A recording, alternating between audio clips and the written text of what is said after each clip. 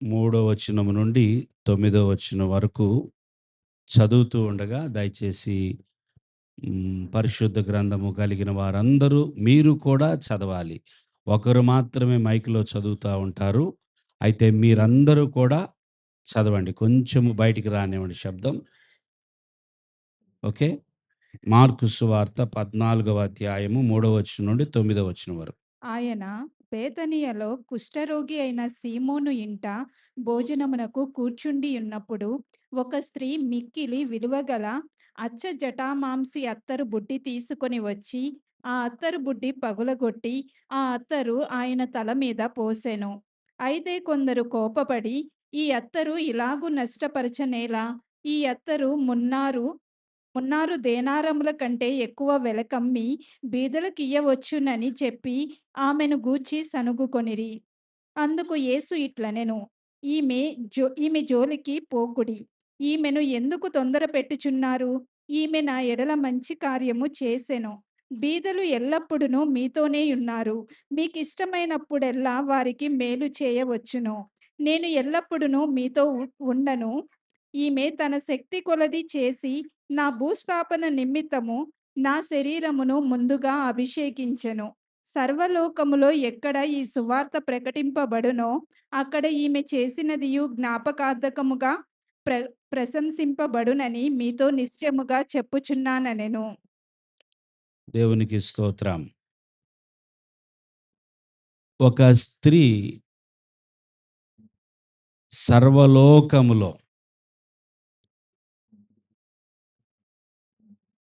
ప్రశంసించబడాలని యేసయ్య కోరుకున్నారు. దేవునికి స్తోత్రం. ఇది స్త్రీల కూడికలో చెప్తే ఇంకా అద్భుతంగా ఉంటది. ఒక స్త్రీ సర్వలోకములో ప్రశంసించబడాలి. ఎప్పుడైనా ఎవరైనా మనలను ప్రశంసించినప్పుడు మన హృదయము ఎలా ఉంటదండి?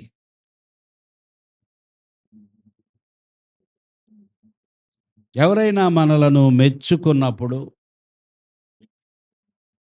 ఎవరైనా మన మన దగ్గరకొచ్చి ఎంత బాగా మాట్లాడారండి, లేదా ఎంత బాగా ఈ పని చేశారు మీరు,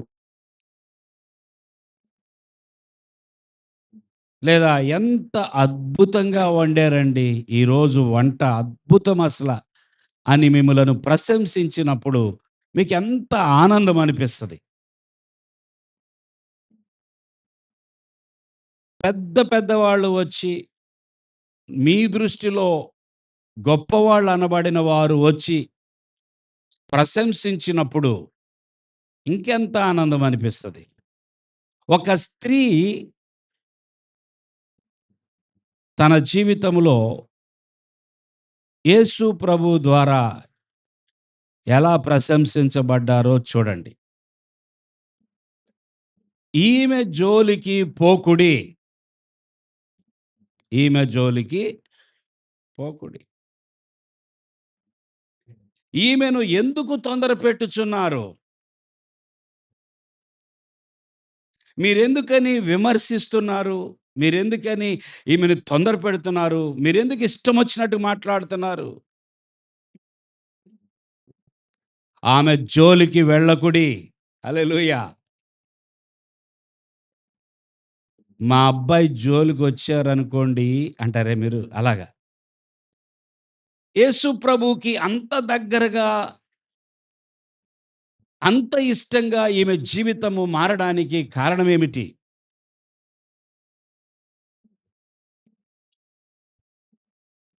ఇక ఒక వారము గడిస్తే యేసు ప్రభు తను ఈ భూమి మీద నుండి ఇక సెలవు తీసుకునే సమయం దగ్గరకొచ్చింది.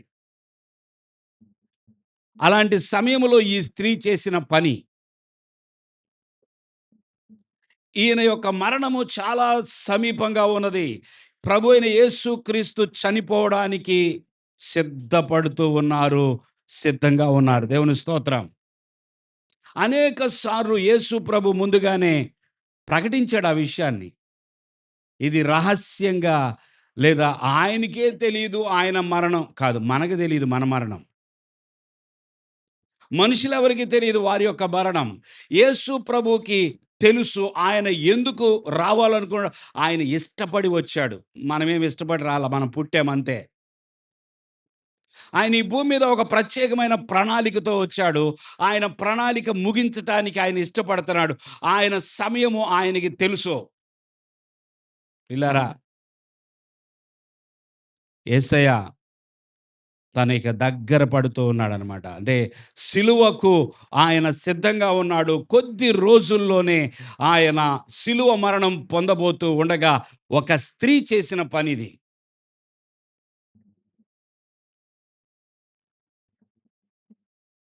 మరియ యేసయ్యను అభిషేకించింది.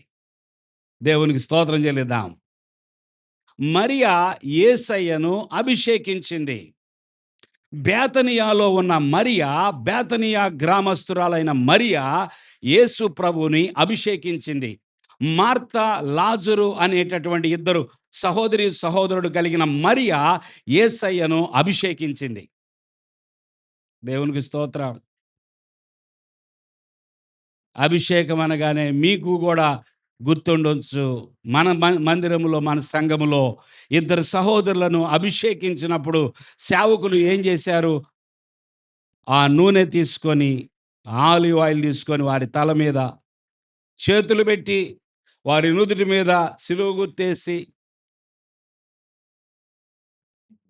వారి తల మీద ఆ ఆయిల్‌తో అభిషేకం జరిగింది. దేవుని స్తోత్రం. వీరు ప్రభు యొక్క పరిచర్య, సంఘ పరిచర్యకు వీరు ప్రత్యేకించబడుతున్నారు అని ఒక కార్యక్రమం జరిగింది. దేవుని స్తోత్రం. పరిచర్య చేయుట కొరకు వారు మరి ఇక్కడ యేసు ప్రభువుని ఆయనే రక్షకుడు, ఆయనే అభిషిక్తుడైతే అభిషేకం చేసేవానికి అభిషేకం ఏంటి? దేవునికి స్తోత్రం. అభిషేకము యేసు ప్రభు యొక్క పేరు తెలుసా మీకు? ఆ! యేసు క్రీస్తు. క్రీస్తు అంటే ఏంటి అర్థం చెప్పండి? ఎనకాలోళ్ళు నోరు కదుపుతున్నారు గానీ నిజం చెప్తున్నారో లేదో నాకు అర్థం కావట్ల. క్రీస్తు అంటే ఏంటి అర్థం? అభిషిక్తుడు. క్రైస్ట్ అంటే అనాయింటెడ్. Anointed one. యేసుక్రీస్తు. ఏండి అభిషిక్తుడికే అభిషేకం చేసిందీమె. అయ్య బాబో! ఒకసారి పలకరించొద్దామా? పలకరించి రావడం కుదరదు. ఎళ్తే పలకరించొచ్చు. ఏంటమ్మా యేసు ప్రభువుకే నువ్వు అభిషేకం చేశావు. ఏ అభిషేకం చేశావు? ఆయన సేవ చేయటానికి అభిషేకం చేయలేదీమె. యేసు ప్రభు 3:30 సంవత్సరాలు ఆయన అద్భుతమైన బోధలు, ఆయన అనేకమైన విషయాలు పరసంబంధమైనవి, అనేకమైన విషయాలు ఆయన బోధించాడు. అలాగే అనేక మందిని బాగు చేశాడు, స్వస్థపరిచాడు, అద్భుతాలు జరిగినాయి. చనిపోయిన తన సహోదరుడే లేచాడు 4వ రోజున. చూడండి ఒకామె చనిపోయింది నిన్నటి దినాన. తీసుకెళ్తున్నట్టున్నారు. ఈ చనిపోయి 4 రోజుల తర్వాత యేసు ప్రభు లాజర్‌ని లేపాడు. హల్లెలూయా!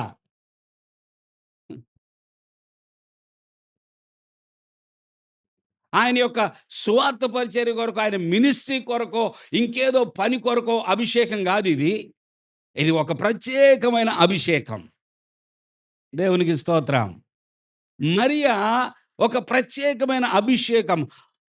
దేనితో చేసిందో తెలుసా? ఆలివ్ ఆయిల్ కాదు, ఇంకే ఆయిల్ గాదు. ఒక విలువైనటువంటి అత్తరుతో. అచ్చ జటామాంసి అత్తరు. పెర్ఫ్యూమ్. దానితో అభిషేకించింది. ఆ అత్తరు బుడ్డిని తీసుకొచ్చి ఆమె పగులుగొట్టి, అంటే దాని మూతిని పగలగొట్టి చిన్నగా చూడండి, అత్తరు బుడ్డి పైకొచ్చేటప్పటికి మూతి చిన్నగా ఉంటది. దాని మూతిని పగలగొట్టి మొత్తం ఒకేసారి పోసేయాలనుకుంది అత్తరు. ఏదో మూతి తీసి చూడండి, కొన్ని కొన్నేముందిలే. ఏ పెర్ఫ్యూమ్ తీసుకున్నా దాని మూతి ఎంతుంటదండి? అంతుంటే అయిపోయినట్టే. రోజుకొక బాటిల్. ఎక్కడో చీమ దూరేంత రంధ్రం ఉంటది. దాంతో కసక్ కసక్ అని కొడతా ఉంటాం మనం. అత్తరు కొంచెం అటు ఇటు యేసుకొని, ఆ సువాసనకి బయటకొస్తాం. మన దగ్గరున్న దుర్గంధం ఏది బయటికి రాకుండా ఉండాలని ఆ సుగంధాన్ని మనం ఈమె ఏం చేసింది తెలుసా? ఈ మరియ ఏం చేసిందంటే, ఈ అత్తరు బుడ్డిని, ఆ మూతిని పగలగొట్టిందనమాట. కొంచెం కొంచెం పోయటం గాదు, బుడ్డంతా కుమ్మరించాలనుకుందామె. అచ్చ జటామాంసి, స్పైక్ నాడ్, నాడ్ అనే ఒక మొక్క. ఆశ్చర్యం ఏంటో తెలుసా? ఈ మొక్క ఎక్కడ పెరుగుతదనుకున్నారు? ఆ మొక్క నుండి తీసినటువంటి అత్తరది. ఈ జటామాంసి ఇది ఎక్కడ పెరుగుతదనుకున్నారు? హిమాలయాల్లో పెరిగిద్ది. దేవునికి స్తోత్రం చెల్లించండి. మీకేమాత్రం సంతోషంగా ఉన్నట్లేదు. హిమాలయాలు అన్నా నేను. హిమాలయాలంటే ఇంకా గట్టిగా స్తోత్రం చెల్లించాలి. ఎక్కడి నుంచి ఎళ్ళిందండి అత్తరు యేసు ప్రభు దగ్గరికి? ఎక్కడో మిడిల్ ఈస్ట్‌లో ఉన్నటువంటి ఇశ్రాయేలు దేశంలో ఉన్నటువంటి యేసు ప్రభు యొక్క తల మీద మరియ ఆ రోజుల్లో 2000 సంవత్సరాల క్రితం ఒక అత్తరు వాడింది. అది ఎక్కడి నుంచి ఎళ్ళిందంటే, మన దేశపు యొక్క హిమాలయాల నుండి ఎళ్ళింది. ఆ మొక్క ఇక్కడ పెరిగిద్ది. చైనాలో గూడా కొన్ని ప్రాంతాల్లో, నేపాల్‌లో కూడా ఆ మొక్క దొరుకుతది. ముఖ్యంగా పెరిగేది హిమాలయ ప్రాంతాల్లో. ఆ హిమాలయ ప్రాంతాల్లో పెరిగే ఆ మొక్క యొక్క ఆ పువ్వు నుండి తీలేది ఈ యొక్క అత్తరు. అది పువ్వు నుండి వచ్చే అత్తరు గాదు. అది రూట్ అనగా ఎక్కడ? వేరు నుండి వచ్చే అత్తరు. లేదా కిందుండే దుంప నుండి వచ్చే అత్తరు. అది ఆ అత్తరు. దేవుని స్తోత్రం. స్పైక్ నాడ్ అనేది ఈ రోజుల్లో కూడా దొరుకుతది. అది ఆయిల్ గాను, ఆయింట్‌మెంట్‌గా గూడా అమ్ముతున్నారు. అంటే ప్యూర్ గాదు. ఇప్పుడు మనోళ్ళు అన్నీ అవి ఇవి కలిపేసి ఆ అచ్చ జటామాంసి అత్తరును తీసుకొచ్చి, ఆ అత్తరు బుడ్డి, ఆ బుడ్డి కూడా విలువైనది. అత్తరు ఎంత విలువైనది అంటే, ఒక సంవత్సర కాలము గనక పని చేస్తే వచ్చే జీతం ఎంతో, సంవత్సర జీతం. ఆ రోజుల్లో సంవత్సరం గనక పని చేస్తే 12 నెలలు పని చేస్తే వచ్చే జీతము ఎంతో, అంత విలువ గలదంట అత్తరు. ఆ అత్తరు. దేవుని స్తోత్రం చెల్లిద్దాం. అంటే ఇది ఆ ఇంటి వారి సంపద. లేదా తన జీవిత కాలములో సేవ్ చేసుకున్నటువంటి, దాచిపెట్టుకున్నటువంటి ఆ సంపద. ఒక సంవత్సర కాలపు సంపద ఆలోచించండి. ఒక్క నెల జీతమంతా ఇచ్చేయండమ్మా అన్నాననుకోండి. మిమ్మల్ని ఆ మాట అంటే మీకెలా ఉంటది చెప్పండి? ఏంటి? ఒక నెల జీతమంతా తీసుకొచ్చి ఈ బాక్స్‌లో ఎయండమ్మా అన్నాననుకోండి. ఎలా ఉంటది? ఎవరికైనా కష్టం. ఎంత కష్టం? చాలా కష్టం. ఏండి మేమెలా బ్రతకాలండి? ఈ నెలంతా మేము పేపర్లు తినాలా? ఆకులు తినాలా? ఏం తినాలా? నెల జీతం అంతా తీసుకొచ్చి ఇస్తే అమ్మ బాబోయ్! అది జరగని పని. మరి ఒక సంవత్సరం పాటు దాచిపెట్టిన అంత సంపద, విలువ ఈమె అలాంటి అత్తరు తీసుకొచ్చి యేసు ప్రభు యొక్క తల మీద పోసిందంట. ఎవరు ఊరుకుంటారండి? అక్కడ అసలు ఊరుకునేవాళ్ళు లేరక్కడ. మొదలైపోయినియి విమర్శలు, క్రిటిసిజం. బుద్ధి లేదా పిచ్చిదానిలాగా ఉన్నావు నువ్వెక్కడో. నీకేమైనా మెంటలొచ్చిందా? కదా! అంటామా లేదా మనం?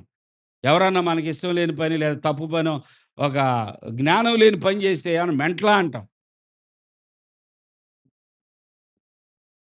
పిచ్చి పని చేసిందన్నట్టుగా చూస్తున్నారక్కడ. మరియను అందరూ ఒక వ్యర్థమైన పని, ఒక గొప్ప నష్టం, గొప్ప నాశనం చేసిందీమె అని అనుకుంటున్నారు. ఈ అత్తరే విలువైనదయ్యా! ఒక సంవత్సర కాలపు జీతం అనుకుంటే, అత్తరు బుడ్డి గూడా విలువైందే. అది మెస్పతోమియా ఐగుప్తు, ఈజిప్ట్ ప్రాంతాల్లో దొరికేటటువంటి ఒక మృదువైన రాయితో తయారు చేస్తారు. దాన్ని ఇంగ్లీష్‌లో అలబాస్టర్ బాక్స్ అంటారు. అత్తరు బుడ్డి పేరు చెప్తున్నాను. ఆ బుడ్డి కూడా చాలా విలువైంది. దాని లోపలున్న అత్తరేమో ఇక్కడ హిమాలయ ప్రాంతాల్లో పెరిగే మొక్కలోంచి తీస్తే, ఆ బుడ్డి ఆ మెసొపొతేమియా, ఇప్పుడున్న ఇరాన్, ఇరాక్ యుద్ధం జరుగుతుంది చూడండి ఆ ప్రాంతం. అక్కడ తయారైన బుడ్డి ఐగుప్తు. దేవుని బిడ్డలారా, 2 కాస్టే. ఇదంత కాస్ట్ కాకపోయినా అది కూడా చాలా విలువైన బుడ్డి. దాన్ని పగలగొట్టేసింది. ఏం చేస్తుందీమె? మరియ అసలు ఎందుకు ఈ అత్తరు తీసుకొచ్చి ప్రభు యొక్క తల మీద పోస్తుంది? ఎందుకు అభిషేకిస్తుంది? ప్రభువే చెప్తున్నాడు, ఈమె, ఈమె తన శక్తి కొలది నా భూస్థాపన నిమిత్తము నా శరీరమును ముందుగా అభిషేకించెను. ఏం చేసిందీమె? నా భూస్థాపన నిమిత్తము నా శరీరమును, హల్లెలూయా! నా చనిపోయాడాయన? బ్రతికుండి చెప్తున్నాడు ఆయన, ఇంకా చనిపోలా. ఇంకొక వారం పైన ఉంది టైము. సుమారుగా ఒక 2 వారాలు ఈమె చేసిన పనికి, ఆ సందర్భానికి. ఇంకా టైముంది. ఇంకా చనిపోలేదు. చనిపోయిన తర్వాత కదా పాతిపెట్టేది. హల్లెలూయా! నా భూస్థాపన నా శరీరమును భూమిలో పాతిపెట్టటము కొరకు, లేదా నా శరీరమును చూడండి, మనం కూడా దేవుని బిడ్డలారా, ఎవరైనా సరే ప్రభువునందు నిద్రించినప్పుడు ఏం చేస్తాము? వాళ్ళొకసారి స్నానం చేపిచ్చేస్తాం. నూతన వస్త్రాలు తీసి వారికి కడతాం. వాళ్ళేం ఆనందించరు. వాళ్ళసలు ఆ శరీరంలో లేరిక.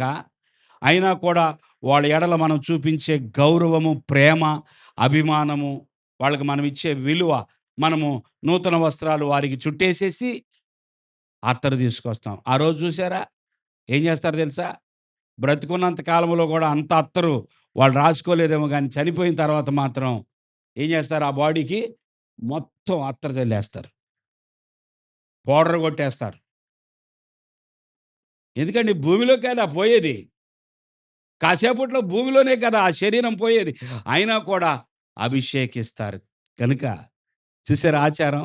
నా శరీరమును ఈమె ముందుగానే, నేనింకా చనిపోక ముందుగానే నా శరీరమును ఈమె అభిషేకించింది.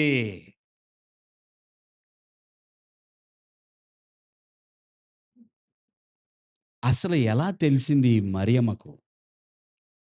ఈ మరియకు యేసు ప్రభు చనిపోతాడనే విషయం ఎలా ఆయన ముందుగానే చెప్తున్నాడు గదండీ! కరెక్టే. బాగా దగ్గరికి వచ్చినప్పుడు, ఇక ఆయన యొక్క మరణ దినము దగ్గరికి సమీపముగా వచ్చినప్పుడు, అప్పుడు చేసింది. అంటే ఈమె యేసు ప్రభు చెప్పిన ప్రతి బోధ, ప్రతి మాట ఆమె ఎంత జాగ్రత్తగా విందో, వినటమే కాదు, ఎలా తలపోసుకుందో మెడిటేషన్. చప్పట్లు కొట్టండి. ప్రారంభించారా? మెడిటేషన్. గురువారం వచ్చినోళ్ళకి అర్థమైద్ది. మిగతా వాళ్ళకి ఏంటో ప్రారంభించారా అంటున్నాడు పాస్టర్ గారు అన్నట్టుగా చూస్తున్నారు. మీకు గురువారం లేదు, ఆదివారం లేదు, ఆ! ఒక నెల లేదు, 2 నెలలు లేదు, లెక్కే లేదు. దేవుడంటే, సహవాసం అంటే, కనీసం వారానికి ఒకసారైనా మీ మొఖాలు మాకు చూపించక్కర్లా. దేవుడికి చూపిస్తే చాలు. మీ మొఖాలు మేము చూడటానికి లేమిక్కడ. హల్లెలూయా! సరే, గురువారం మెడిటేషన్ గురించి విన్నారు. ఈమె ఏం చేస్తుందో తెలుసా? మరియ తన జీవితంలో ఏం చేస్తుందో తెలుసా? ప్రభు చెప్పిన మాటలు తలపోల్చుకుంటూ దాని మీద ధ్యానం కలిగి ఆమెకి ఒక ప్రత్యక్షత వచ్చింది. దేవునికి స్తోత్రం చెల్లించండి. యేసు ప్రభు ఇక మరణ దినము సమీపించింది, ఇక దగ్గరకొచ్చేసింది అని అనుకున్నది. అందుకే తీసుకొచ్చి అత్తరుబుడ్డి తీసుకొచ్చి ఆయన మీద పోసేసింది. శిష్యులు పక్కనే ఉన్నారు. అనేక విషయాలు వింటున్నారు, బోధలు వింటున్నారు గానీ, ఈమెకి వచ్చిన ఆ ప్రత్యక్షత, యేసుప్రభు అంటున్నాడు, ఈమె చేసింది మీకు అర్థం కావట్లేదు. ఈమె చేసింది మీరు గ్రహించలేకపోతున్నారు. మీరు ఇంకేదో పెద్ద ఈమెదో ఆవేశంలో, ఉద్రేకంలో చేసేసింది అనుకుంటున్నారు. No, no, no. ఆమె నా భూస్థాపన నిమిత్తము నా శరీరమును అభిషేకించింది. దేవునికి స్తోత్రం. దేవుని బిడ్డలారా, ఇంత గొప్ప కార్యము చేయాలంటే ఎంత సమర్పణ కావాలి. అలా అనుకోని చేసేయగలమా మనం? 1 ఇయర్ సాలరీ అది. ఇంత, ఇంత మొత్తములో ఇంత విలువైన ఈ యొక్క మరి ఇంత కాలము దాచిపెట్టుకున్నటువంటి ఆ అత్తరుబొడ్డు తీసుకొని ఒక్క క్షణములో పోయిందే. 300 ఎంత? దేనారముల 300 దేనారముల కంటే ఎక్కువ వెల కమ్మి 2000 సంవత్సరాల క్రితం ఇది. ఒక దేనారం ఎంతంట? రూ. 160. 300 అంటే తర్వాత లెక్క పెట్టుకోండి. దేవుని బిడ్డలారా, హల్లెలూయా! హల్లెలూయా!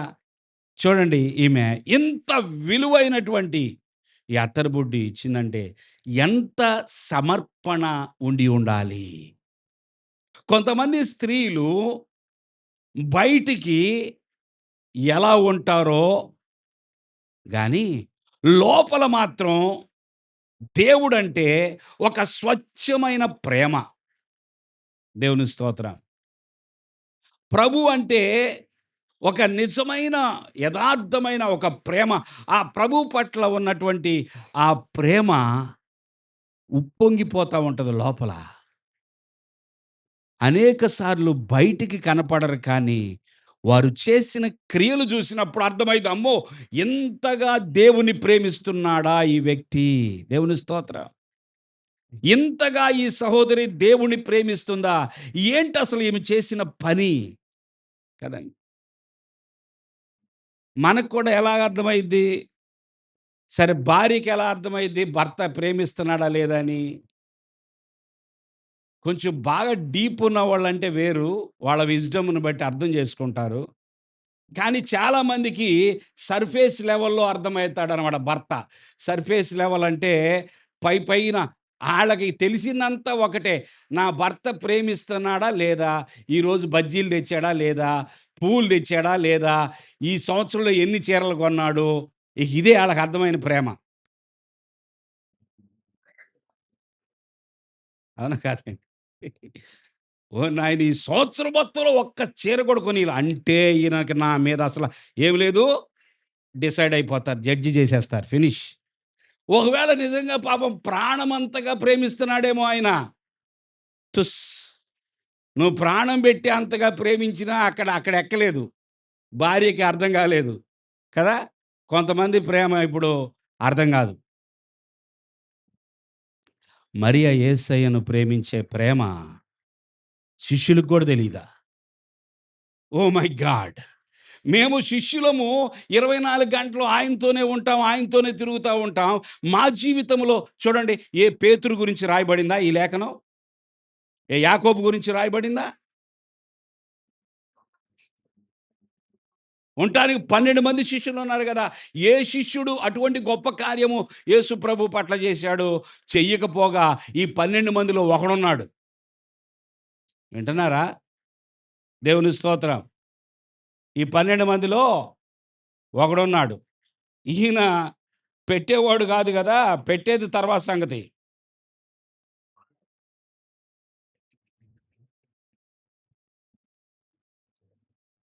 ఈయనెప్పుడు అమ్ముకుందామా అని చూస్తున్నాడు.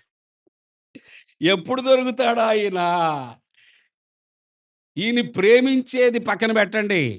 ఈయన్ని దోచుకోవాలి, ఈయన నుండి మొత్తం లాక్కోవాలి. ఈయన ద్వారా నాకసలు లాభం ఏంటి అన్నందుకే ఉన్నాడు 12 మందిలో. ఈ 12 మందిలో ఒకడు. యేసుప్రభు అంటున్నాడు, ఈమె జోలికి వెళ్ళకుడి. దేవునికి స్తోత్రం చెల్లిద్దాం. ఈమె జోలికి వెళ్ళకుడి. ఈమె చేసిన కార్యం మీకు అర్థం కావటం లేదు. ఆమె ఎంత గొప్ప కార్యం చేసిందో మీకు తెలియట్లేదు. ఈమె చేసిన పనిని సర్వలోకములో కూడా ప్రచురించబడినట్లుగా లేదా ప్రశంసించబడినట్లుగా ఈమె కార్యముల గురించి నేను ఇష్టపడుతున్నాను.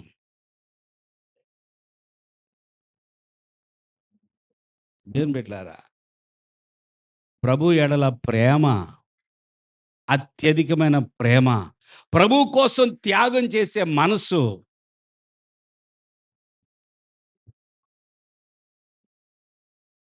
మనలో ఏమన్నా కొంచెం కలుగుతుందంటారా? ఎప్పుడైనా వస్తుందా అట్లాంటిది? ఆయన్ని ప్రేమించే విధానము, ఆయన కోసము కొన్ని త్యాగాలు చేసిన అనుభవాలు మీకు ఉండొచ్చు అని నేను అనుకుంటున్నా. ఖచ్చితంగా ఉన్నారు. దేవునికి స్తోత్రం. ప్రభువుని నిజంగా ప్రేమించేవారు కొన్నిసార్లు వారికి బెస్ట్ ఏదో ఏవండీ ఎవరన్నా వస్తే ఇంటికి సపోజ్ అది వాస్తవం అయితే అది వేరే విషయం అనుకోండి. ఎవరో వచ్చారు ఇంటికి గెస్ట్‌లు. దేవుని స్తోత్రం. ఏదో మిగిలిపోయింది మన ఇంట్లో. అప్పుడు ఇంట్లో వాళ్ళు ఏమనుకోవచ్చంటే, ఎలాగ మిగిలిపోయిందిగా పెట్టేసేయి. ఏంటి మిగిలిపోయింది గనుక నువ్వు పెడుతున్నావు. దేనికి పెడుతున్నావు? వచ్చినోళ్ళకి మిగిలిపోయింది ఎట్లా పాడైపోయిద్ది రేపు అది ఆయనకి ఇచ్చేత్తే సరిపోయిద్ది శుభ్రంగా. పెట్టేసేయి. అంతేగాని ప్రేమ గాదా? అహా! ఓ ఇంకొంతమంది ఎలాగుంటారో తెలుసా? ఇంటికొచ్చారు కరెక్ట్‌గా భోజనం ఇంకా చేయలేదు. కొండ నిండా ఉంది. ఎవరో సడెన్‌గా చెప్పబెట్టకుండా వచ్చారు. చెప్పకుండా ఎళ్ళకూడదండి. అది తప్పే. కొన్ని పద్ధతులు నేర్చుకోవాలి గదా! సరే వచ్చారు. చెప్పకుండా వచ్చారు. సడెన్‌గా వచ్చారు. వచ్చారు గనక పర్వాలేదు. నేను ఇంకొక గంట ఆలస్యంగా లేదా ఈ పూట లేకపోయినా పర్వాలేదు. వచ్చినటువంటి అతిథికి నేను నా ఆహారాన్ని ఇచ్చేస్తాననే మనసు ఎవరికుంటదో వాళ్ళు నిజంగా ప్రేమ కలిగిన వాళ్ళు. చప్పట్లు కొడదాం దేవునికి. మిగిలిపోతే ఇచ్చేదో లేకపోతే ఈ ఇక ఎలాగూ ఇక ఇది ఉపయోగపడదులే, ఎందుకు పనికిరాదులే, ఇది ఇచ్చేద్దాం. ఏంటి పనికిరానిది, నీకు పనికిరానిది ఇవ్వాలనుకుంటావు. ఇదా ప్రేమ? నీకు పనికొచ్చేది నువ్వివ్వవు. నీ దృష్టిలో విలువైంది నువ్వివ్వవు. నీకేదైనా పనికిరానిదుంటే పక్కనోళ్ళకిద్దాం అనుకుంటావు. ఫ్రెష్‌గా స్వీటులు తెచ్చారు. ఇంట్లో ఎవరు స్వీటులు తినలా. ఒక రోజు, 2 రోజులు, 3 రోజులు. ఎట్లా పనమ్మాయి వస్తుంది కదా! నాలుగో రోజు ఇచ్చేద్దాం. ఇది క్రైస్తవులకి తగదు. నేనంటున్నా. ఇది నా ఇంట్లోనైనా ఒప్పుకోను నేను. బయటైనా అదే చెప్తా. నువ్వు, నువ్వు స్వీట్ తిన్నప్పుడు నీ ఇంటికి స్వీటొచ్చినప్పుడు ఆ మొదటి రోజే ఇచ్చేసేయి. నువ్వు స్వీట్ తినవు. కానీ స్వీటొచ్చింది. ఇచ్చేసేయి మొదటి రోజే. నీకెంత కావాలో అంత తీసుకొని ఇచ్చేసేయి. ఒక 2 రోజులు, 3 రోజులు పెట్టుకొని నాలుగో రోజు ఇక అది అది ఎలాగో ఇక అప్పుడిత్తావు. ఇదా దేవుని బిడ్డలారా, దేవుణ్ణి ప్రేమించటం అంటే ఏంటసల? దేవుని పట్ల మనం ఏదైనా చేయాలి అనుకుంటే ఎలా చేయాలి? ఎవరో ఒక తల్లి ఉందంట. వాడికి ఎంత మందులిప్పించినా, ఎన్ని జేసినా కూడా రోగం పోవట్లేదు. ఆడు ఎప్పుడు మూలుగుతానే ఉన్నాడు. ఇంట్లో చీముడు కార్చుకుంటా వాడికి ఏం రోగం వచ్చిందో యేసన్న గారు చెప్పారు ఒకసారి. "అయ్యా! అయ్యా! యేసన్న గారు రండయ్యా! రండయ్యా! మా పిల్లోడిని దేవుని సేవకిచ్చేయాలనుకుంటున్నానంటే" ఈయనెళ్లి చూస్తే వాడు మంచం మీద పడున్నాడు. వాడి చుట్టూ ఈగలు తిరుగుతా ఉన్నాయి. వాడి ముక్కు కారుతా ఉంది. ఈడేనయ్యా! ఈడు దేవుని సేవకిస్తున్నా. ఎందుకంటే ఈడు మాకు పనికి రాట్లా ఇంట్లో. పనికి రాట్లా. బాగా చదువుతున్నాడు. ఎక్సలెంట్‌గా ఆ! అన్ని ర్యాంకులు కొడుతున్నాడు. నంబర్ 1 హైయెస్ట్ టాప్‌కెళ్ళిపోయాడు మీ పిల్లోడు. అలాంటి పిల్లోడు ఒకవేళ దేవుడు పిలిచాడు మీ పిల్లోడిని, నీ కుమారుడు నాకివ్వమని పిలిచాడు. అప్పుడు ఆ తల్లి, ఆ తండ్రి, "అరేయ్! దేవుడు పిలుస్తున్నాడు నిన్ను. నువ్వు ఇది మొదలుకొని నీ ఉద్యోగం లేదు, నీ చదువు లేదు. ఇక చదివింది చాలు. ఎళ్ళు దేవుని సేవకని" పంపించగలమా? అది దేవుని ప్రేమంటే. పంపిస్తే అది దేవుని ప్రేమ. అది నిజమే. త్యాగం. ఒక మనిషి జీవితంలో, ఒక మనిషి హృదయంలో దేవుని బిడ్డలారా, మనం ఏమి అర్పిస్తున్నాము, ఏ అర్పణ ఇస్తున్నాము అనేది దాని మీద దేవుడు మనసు పెట్టడు గానీ, మన హృదయంలో ఉన్న గుణాన్ని దేవుడు చూస్తాడు. హల్లెలూయా! మన హృదయంలో ఉన్న గుణమేంటి? మన మనస్సులో ఉన్న అసల ఏ ఉద్దేశ్యముతో మనం ఇస్తున్నాం? హేబేలు దేవునికి అర్పణ తీసుకొచ్చాడంట. దేవుని స్తోత్రం చెల్లించండి. ఏం తీసుకొచ్చాడు హేబేలు? అమ్మ చెప్పాలి. సిస్టర్స్ అలసిపోయినట్టున్నారు మీరందరూ చెప్పాలి. ఏం అర్పణ? శ్రేష్టమైన కొవ్విన వాటిలో ఒకదాన్ని తీసుకొని, శ్రేష్టమైన దాటిని తీసుకొనొచ్చి దేవునికి బలర్పించాడంట. కుంటిదాన్నో, గుడ్డిదాన్నో తీసుకొచ్చి దేవుడికే కదా! ఆయన చూత్తాడా? ఏదైతే ఏం పోయింది? ఊరకనే ఇస్తున్నాను దేవుడికి. అసలు నేను ఇవ్వకపోతే ఏం చేస్తాడు? అన్నట్లుగా ఏదో పొలం పడితే ఆ పొలంలో ఉన్నటువంటి కొంత పంట తీసుకొచ్చి ఇదిగో అని దేవునికిచ్చాడు కయ్యను. హేబేలు అలా చేయలా. శ్రేష్టమైన దాన్ని వెతికాడు. మనస్సు పెట్టాడు. దేవునికి బెస్ట్ ఇవ్వాలనుకున్నాడు. ఆయన శ్రేష్టమైన దాన్ని తన జీవితంలో తనకు కలిగిన దాంట్లో శ్రేష్టమైన దాన్ని తీసుకొచ్చిస్తే హేబేల్‌ని దేవుడు అంగీకరించాడు. దేవుని స్తోత్రం. మనం అయన్నీ ప్రక్కన పెట్టేసి ఇప్పుడు మరియ దగ్గరకొద్దాం. మరియ ఒక శ్రేష్టమైన అత్తరు తీసుకొచ్చి ప్రభు యొక్క తల మీద పోసింది. ఈమెకి ఇటువంటి ఆ లోతైన ప్రత్యక్షత రావడానికి ఒక కారణం మరియ ఎవరంటే మీకు ముందే చెప్పాను. మరి ఎవరు ఈ మరియ? మార్తకి సహోదరి. ఆ! లాజర్‌కి సహోదరి. ఈ మరియ ఈ మరియకున్నటువంటి ఒక ఆత్మీయమైనటువంటి అనుభవం ఏమిటంటే, యేసు ప్రభువు ఆ ఇంటికి వచ్చినప్పుడు మరియ ఉత్తమమైన దానిని ఏర్పాటు చేసుకుంది. ఏంటో అది? ఆ! తెలిసినోళ్ళేమో బాగా చెప్పేస్తున్నారు ఉత్సాహంగా. తెలియనోళ్ళేమో ఏం చేసేదండి మరియ? యేసు ప్రభు యొక్క పాదాల దగ్గర కూర్చొని ఆయన బోధ వినుచుండెను. కూర్చో కూర్చునే అనుభవం ఈమెకుంది. దేవుని స్తోత్రం చెల్లించండి. యేసు ప్రభు పాదాల దగ్గర అంటే షీ గివ్స్ టైమ్. యేసయ్యకి ఏమిస్తుంది? చెప్పాలి. సమయమిచ్చే స్త్రీ. నా ప్రభువుకి నేను సమయం ఇస్తాను. మన సమయం ఎవరికిస్తున్నాం? ఎన్నో వాటికివ్వాలి తప్పదు. ఉద్యోగానికివ్వాలి, పిల్లలకివ్వాలి, భార్యకివ్వాలి, అందరికీ సమయం పంచాలి. అందరికీ సమయం పంచిన తర్వాత, అన్నిటికి పంచిన తర్వాత, ఏమన్నా ఒక 5 నిమిషాలు మిగిలితే, పోనీలే పాపమని యేసయ్యకి 5 నిమిషాలు ఇత్తన్నాం. బాధపడతాడాయన? 24 గంటలిచ్చాడు. 24 గంటల్లో ఆ! పోనీలే పాపం ఈరోజు ఎంత మిగిలింది నాకు? ఓ 10 నిమిషాలు, ఒక అరగంట మిగిలిందనుకోండి. మరి ఆ అరగంటలో అరగంట ఇవ్వలేము. అబ్బే! అరగంట ఏడిస్తాంలే అని ఒక 5 నిమిషాలో, 10 నిమిషాల్లో దేవునికిస్తుంది. మార్త ఏం చేస్తుందంటే యేసు ప్రభు ఇంటికి రాగానే విస్తారమైన పనులు పెట్టుకుంటది. ఎందుకనో? అన్నీ ఈయన కోసం అనుకోబాకండి. అన్ని పనులేముంటాయి? విస్తారమైన పనులు. నిన్న పని, మొన్న పని, మిగిల్చిన పనులుంటాయి గదా! అవి ఈరోజు చేయాలనుకున్న పని, ఈరోజు గెస్ట్ వస్తున్నాడు, యేసయ్య వస్తున్నాడు ఇంటికి కాబట్టి, ఈరోజు చేయాలనుకున్నవి నిన్న, మొన్న చేయనివి అన్నీ కలిపేసేసి ఒకసారి పెట్టేసుకుంది. విస్తారమైన పనులు పెట్టేసుకుంది. ఒచ్చి ఆయన పాదాల దగ్గర కూర్చొని, ఆయన బోధ, ఆయన మాటలు వింటా ఉంది. దేవుని స్తోత్రం. మార్త విస్తారమైన పనులు పెట్టుకొని అంటుంది గదా! ప్రభా! నీకసల కొంచెం కూడా నా మీద దయ, జాలి ఏం లేదా? అది జూడు నీ దగ్గర కూర్చుంది. ఇంత విస్తారమైన పని పెట్టుకున్నా నేను. నాకు సహాయం చేయమని చెప్పు. కూర్చుంటే సరిపోయిందా? కోపమొస్తదా రాదా మీకు ఇంట్లో? పొద్దున్నుంచి చేస్తున్నా నా ఒక్కదాన్నే ఒకడు గూడా నాకు అందుకోవట్లేదు. కోపమొచ్చిద్దా రాదా? చెప్పట్లేదండి. ఆపేయమంటారా వాక్యం ఇంకా? వస్తది. నిజం చెప్పరేంది మరి? కోపం వచ్చినా కొన్నిసార్లు లోపల తిట్టుకుంటాం.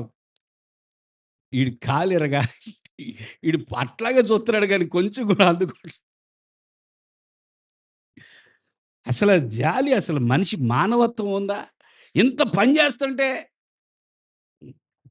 కొంతమంది వాళ్ళ పనులు వాళ్ళు చేసుకోలేరు.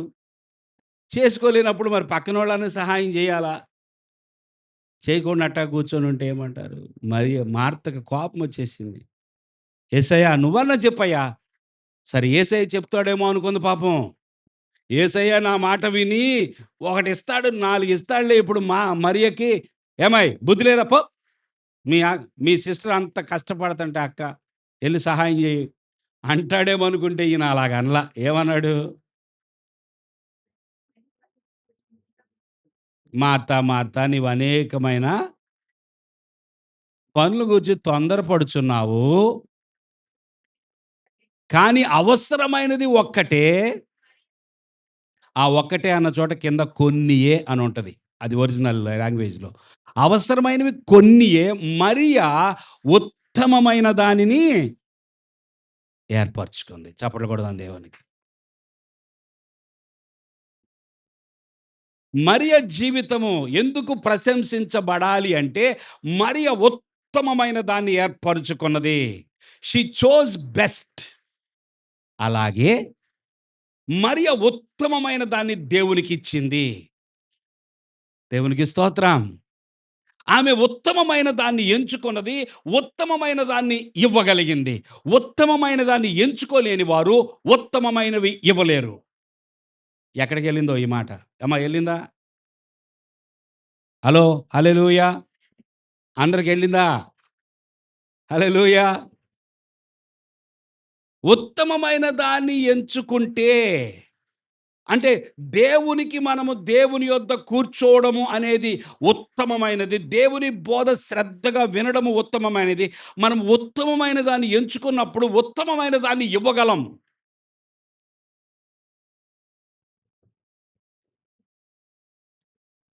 మరియ జోలికి వెళ్ళకుడి. మీరేదో పెద్ద ఆత్మీయులు అనుకుంటున్నారా? మీకేదో అన్ని విషయాలు తెలుసని మీరు అనుకుంటున్నారా? ఈ స్త్రీని మీరు చులకనగా చూస్తున్నారా? ఈ స్త్రీ చేసిన పనిని మీరు విమర్శిస్తారా? ధైర్యం చేయొద్దు. ఆమె ఎవరో నాకు తెలుసు. దేవునికి స్తోత్రం. ఆమె చేసిందేమిటో గూడా నాకు తెలుసు. మీకు తెలియకపోవచ్చేమో. ఈళ్ళంటున్నారు, ఈ ప్రబుద్ధులు ఇక్కడ ముఖ్యంగా ఒకాయన ఉన్నాడులెండి. 14 అధ్యాయము. ఇది మత్తయి సువార్తలో ఉంది, యోహాను సువార్తలో ఉంది, మార్కు సువార్తలో ఉంది. ఇది ఎంత ఎంత ప్రధానమైన విషయమో గ్రహించండి. మరియ చేసిన ఈ పని గురించి సువార్తికులు రాశారు. ఇక్కడ ఈ అత్తరు 300 దేనారముల కంటే ఎక్కువ వెలకమ్మి బీదలకియ్యవచ్చునని చెప్పి ఆమెను గూర్చి సణుగుకొనిరి. ఏంటి ఈమె విలువైన అత్తరు తీసుకొచ్చి యేసు ప్రభు తల మీద పోసినందుకు వీళ్ళు సణుక్కుంటున్నారు. ఏంటో వీళ్ళ జేబులోది పోయినట్టు. కొన్నిసార్లు భలేగుంటది గదండీ! ఏముంటది? కొన్నిసార్లు ఎవరో ఏదో జేశారనుకోండి త్యాగం. పక్కనున్న వాళ్ళకి మంట. ఏదో వీళ్ళింట్లో తీసుకొచ్చినట్టుగా అత్తరు బుడ్డి తీసుకొచ్చిందండి. పక్కనోళ్ళది దొంగిలించి తీసుకొచ్చిందా ఈమేమన్నా? ఆమె స్ ఆమె ఎంత కాలం నుంచి దాన్ని భద్రపరుచుకున్నదో తెలీదు. ఆ ఇంటికి సంపదది. ఆ ఇంటికి బంగారం అదే. లేదా ఆ ఇంటికి బ్యాంక్ బ్యాలెన్స్ అదే అని అనుకుందాం. అంత విలువైనది తన జీవితానికి సేవింగ్స్ అంటూ ఏమన్నా ఉంటే అదే అనుకుందాం ఒకవేళ. అది తీసుకొచ్చిస్తే ఇంట్లో వాళ్ళెవరు మాట్లాడతలా ముందు. అక్కడున్న వాళ్ళు అబ్బా! తెగ ఇదైపోతున్నారసల.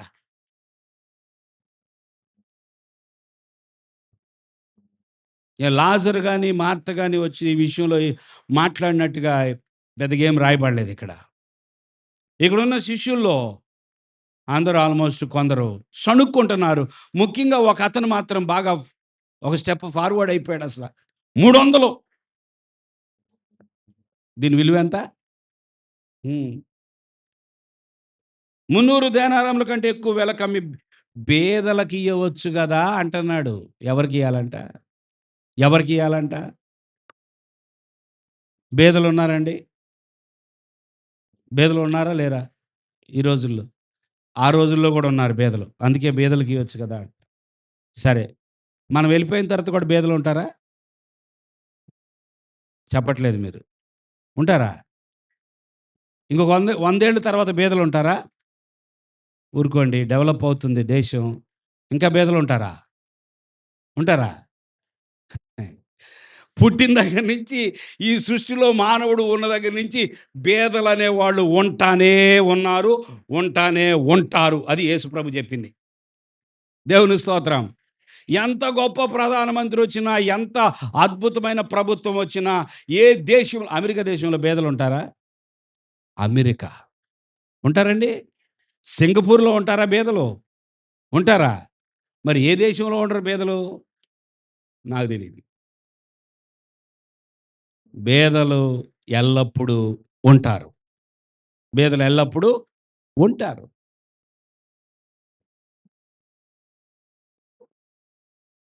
ఒకాయన నిన్న పడమటి సెంటర్‌లో నాకు ఆ తర్వాత కొంచెం బాధేసింది. చాలా ఆహ్, చదువుకున్న వ్యక్తిలాగా కనపడుతున్నాడు. చక్కగా టీ షర్ట్, ప్యాంట్ యేసుకున్నాడు. జేబులో ఫోన్ గూడా ఉంది. ఒక ఎంప్లాయీ లాగా ఉన్నాడు లుక్‌కి. చాలా బాగున్నాడు. సడెన్‌గా నేను వేరే పాస్టర్ గారి కోసం అక్కడ వెయిట్ చేస్తుంటే వచ్చి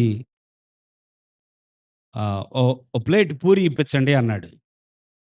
"ఓ ప్లేటు పూరి ఇప్పించండి" అన్నాడు. నేను ఫస్ట్ కిందకి పైనుంచి కిందకి చూసా. అంటే నిజంగా పేదవాడు లేపోతే నిజంగా అడుక్కునే వ్యక్తి అయితే వస్త్రాలు అలాగుండవు గదా! వస్త్రాలు బానే ఉన్నాయి. కింద చెప్పులు పెద్ద కాస్ట్‌లీ చెప్పులు కాకపోయినా పర్లా. చెప్పులేసుకొనున్నాడు. ఆడ కిందకి చూడగానే నాకు జేబులో ఫోన్ కనపడుతుంది. మనిషి బాగున్నాడు. "ఎళ్లి హోటలోళ్ళని అడగపోయారా?" అన్నా. చాలా బాధపడ్డా తర్వాత. చాలా సేపు బాధపడ్డా.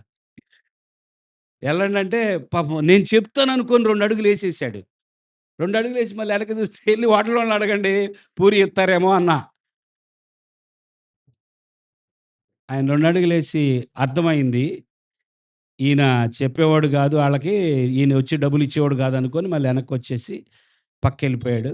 కొంత దూరం వెళ్లి మళ్ళీ ఎవరినో అడుగుతున్నాడు. "ఓ ప్లేట్ పూరియే గదా! పోతే పోయింది. తినటానికే గదా అడిగింది. ఏంటి నా మైండ్ ఇలా పని చేయలేదా?" అనిపిచ్చింది నాకు. అతను చూస్తే బీదవాడిలాగా లేడు. అది గదా నన్నాపేసింది. బీదవాడుగాలాగా లేడు. మరెందుకు అడుగుతున్నాడో తెలీదు. ఏమో ఒకవేళ కొంచెము ధనం గలవాడేనేమో! అయితే నిన్నటి దినానికి, ఆ పూటకి ఏమన్నా ఏదన్నా జరిగిందేమో! నిజంగా తినటానికి ఆకలేసి అడిగాడేమో! అనది. బీదలుంటారు. బీదలు ఎల్లప్పుడూ ఉంటారు. కొంతమందికిచ్చామంటే వాళ్ళు వెంటనే తెచ్చేసుకుంటారు. లేపోతే అదొక బాధ. ఎవరెలాంటి వాళ్ళు. ఏదేమన్నప్పటికీ ఇక్కడొక బాధ. బీదలకియ్యొచ్చు గదా! మరి 300 దీనారాలు. బీదలకియ్యొచ్చు గదా! బీదల మీద ప్రేమ గలిగిన వ్యక్తి మాట్లాడతలేదు ఈ మాట. చెప్పాడా? యేసయ్య చెప్పలేదా? మళ్ళీ చదివిస్తే టైం అయిపోద్ది. ఇక అందుకని కదా! చూడండి ఆయనేమన్నాడు? అందుకు యేసు, ఏడో వచనం చదువమ్మా. బీదలు ఎల్లప్పుడూ మీతోనే ఉన్నారు. బీదలు ఎల్లప్పుడును మీతోనే ఉన్నారు. మీకిష్టమైనప్పుడెల్లా ఆ! వారికి మేలు చేయవచ్చును. ఆ! నేను ఎల్లప్పుడూ మీతో ఉండను. అది. బీదలైతే ఎల్లప్పుడూ మీతోనే ఉంటారయ్యా! నేను మాత్రం ఎల్లప్పుడూ ఉండను. నేనెళ్ళిపోబోతున్నా. దేవుని స్తోత్రం. వచ్చే ఆదివారము passion week. Palm Sunday. Passion week start అవ్వబోతుంది. మట్ల ఆదివారం. ఏమిటి అది? ఇక చివరి వారం అనమాట. యేసు ప్రభు ఆహ్, భూమి మీద జీవించిన చివరి వారాన్ని జ్ఞాపకం చేసుకుంటున్నాం. దేవునికి స్తోత్రం. నేనెల్లప్పుడూ మీతో ఉండను. బీదలు మాత్రం ఎల్లప్పుడూ ఉంటారు మీతోనే. ఈమేం జేసిందో తెలుసా? నా కోసం జేసింది. నా నిమిత్తం చేసింది. నా నిమిత్తము, నా కోసము ఎవరైనా ఏదైనా చేస్తే మీరు విమర్శిస్తారా? మీరు విమర్శిస్తారా? మీరు చెయ్యకపోగా మీరు చేసిన వాళ్ళని విమర్శిస్తారా? మీరు చెయ్యకపోగా ఇది ఆ పనికి ఉపయోగిస్తే బాగుండేది గదా! ఈ పనికి ఉపయోగిస్తే బాగుండేది గదా! కదా! అసలు ఈ విషయము మాట్లాడిన వ్యక్తి ఎవరో తెలుసా? ఇస్కారియోతు యోధా. ఇతని దగ్గర ఏముండేదంట? డబ్బు సంచి ఉండేదంట. వచ్చిన డబ్బంతా ఏం జేసేవాడు? సంచిలో పడిన డబ్బంతా ఏం జేసేవాడు? పక్కకెళ్ళిపోయేది. కొత్త అకౌంట్ పెట్టాడు మళ్ళా. ఇదొక అకౌంటు, పర్సనల్ అకౌంటు. అది ఆయన జేసే పని. అర్థమైందండి? దేవునికి స్తోత్రం. ఆయన అంటున్నాడు బేదల మీద ప్రేమున్నట్టు. బేదలకియ్యొచ్చు గదా! ఎందుకు ఆయన తల మీద పోస్తే ఏమొచ్చింది? బేదలు ఎల్లప్పుడూ ఉంటారయ్యా. నేను మాత్రం మీతో ఉండను. ప్రియ దేవుని బిడ్డలారా, మరియ జీవితాన్ని చూసినప్పుడు ఎన్నో విషయాలున్నాయి నేర్చుకోవడానికి. ఉత్తమమైన దాన్ని ఎంచుకున్నది. ఉత్తమమైన దాన్ని చేసింది. యేసు ప్రభు రాకడ సమీపంగా ఉంది. ఆ ప్రభువుని నిజంగా ప్రేమించే హృదయం ఉంటే ప్రేమిద్దాం. హల్లెలూయా! ఆయన పట్ల ప్రేమ కలిగిన హృదయం ఉంటే ప్రేమ కలిగిన వారంగా ఉందాం. యథార్థమైన నిజమైన ప్రేమ ఆయన పట్ల కలిగి ఉందాం. ఆ ప్రభు వచ్చే సమయానికి ఈమేమో ఆ ప్రభు భూమి మీద నుంచి వెళ్ళిపోయే సమయానికి ఈమె ఒక స్త్రీ తన జీవితంలో గొప్ప ప్రశంస పొందుకుంది. రేపొద్దున యేసు ప్రభు మనల్ని చూసినప్పుడు వెల్ డన్. నువ్వు నా కొరకు బాగా బ్రతికావు. నువ్వు నన్ను మహిమపరిచావు. నన్ను సంతోషపెట్టావు. నన్ను నీవు ఎంతగానో ఆనందింపజేశావు. Well done my son. నా కుమారి. బలా నమ్మకమైన దాసురాలా, బలా నమ్మకమైన దాసుడా అని అనిపించుకునే జీవితం కొరకు మనం ప్రయాసపడాలి. దేవునికి స్తోత్రం. మన అనుదిన జీవితం, మన ఆత్మీయ జీవితమును మనము ఎలా కట్టుకోవాలి? మనము దేవుని ద్వారా మెప్పు పొందుకునే వారంగా ఉండాలి. మనుషులు మెచ్చుకుంటారు ఈరోజు, రేపొద్దున తిడతారు. అసలు మనుష్యుల మెప్పు కంటే దేవుని మెప్పే కావాలి. ఎవరి మెప్పు కావాలండి? మ మనుష్యులు, మనుష్యుల యొక్క మెప్పు, శాలువాలు, దండలు కాదు ప్రియులారా. దేవుడు మెచ్చుకోవాలి. ఎవరు మెచ్చుకోవాలండి? దేవుడు. ఆయన మెచ్చుకుంటే ఎలా ఉంటదో తెలుసా? ఈరోజు మనం మరియ గురించి మాట్లాడుతున్నాం. ఆమె ఎంత ప్రేమించిందో, ఆ స్వచ్ఛమైన ప్రేమ, ఆ స్వచ్ఛమైన ప్రేమ ప్రభువు పట్ల చూపించింది. మనము ప్రభువు కోసం అలా సిద్ధపడదాం. హల్లెలూయా!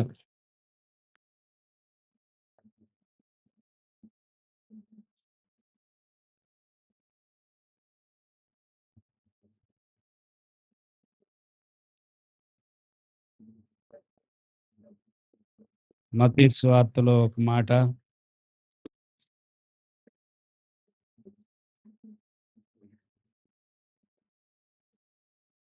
మత్తయి సువార్తలో ఏమన్నాడంటే ప్రభు 26 అధ్యాయంలో,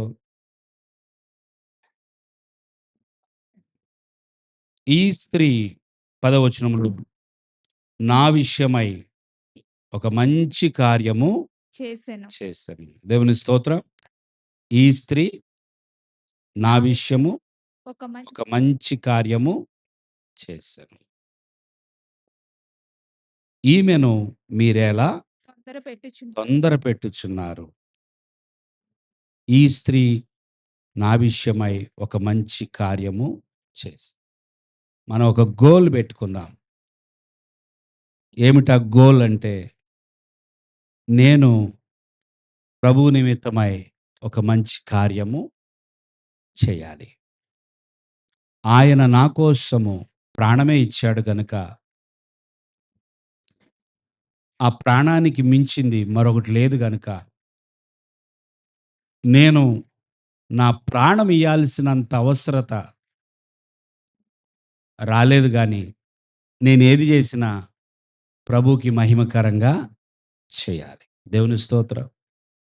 ప్రియులారా, మనము దేవుని బిడ్డలముగా ప్రభువుని, ప్రభు యొక్క ప్రేమలో లోతుకు వెళదాం. దేవుని స్తోత్రం. లోతుకు వెళదాం. మనం ఏది చేసినా విమర్శించేవారు ఉంటారు. అబ్బో! ఇంత ప్రార్థన అవసరమా? అబ్బో! ఇలాంటి త్యాగం అవసరమా? అబ్బో! ఈమెకి మరీ ఎక్కువైపోయిందే భక్తి. ఎప్పుడు కూడా మనుష్యులు చూసి భయపడవద్దు. హల్లెలూయా! మనుష్యుల గురించి భయపడితే నువ్వు భక్తిలో కొనసాగలేవు. ముగించేశాను నా మాటలు. మనుష్యుల భయము నిన్ను అడ్డుకుంటది. మనుష్యుల భయము అడ్డుకుంటది. మనుష్యుల భయము వలన మనము భక్తి చెయ్యలేము. సింపుల్‌గా మాట్లాడాలంటే కొంతమందికి నేను బైబిల్ పట్టుకుంటే ఏమనుకుంటారో,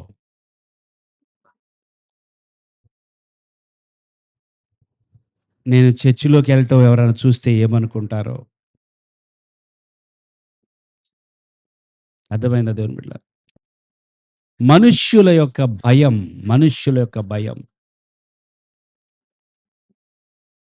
మనలో నుండి పూర్తిగా తొలగిపోవును గాక. ఆమేన్. మనుష్యుల కోసం భక్తి చేయొద్దు.